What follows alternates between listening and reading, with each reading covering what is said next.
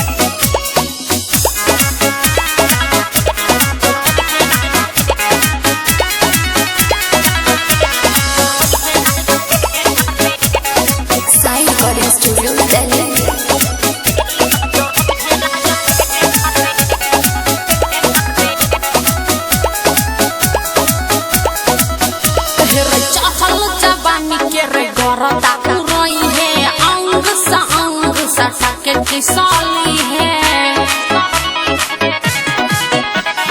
चहल जवानी के रे गरदा पुरई है अंग सा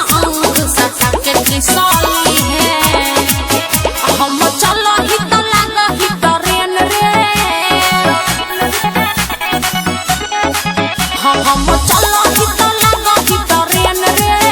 डाल तेल तो जरई है लाल ते है न रे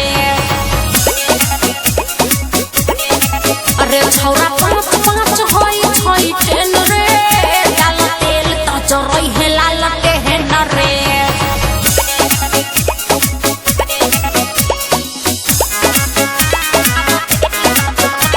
साई रिकॉर्डिंग स्टूडियो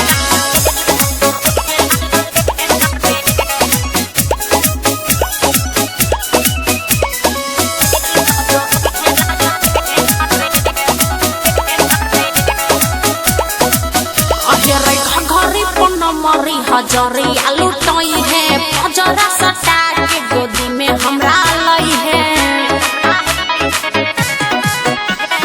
घघरी पन मरी हजरी आलू टोई है पजरा सटा के गोदी में हमरा लई है आ चंदरी का के कोले पसंद रे आ सनी होनी के कोले पसंद रे जरई है लाल ते है न रे अरे छौरा पाँच पाँच होई छई ट्रेन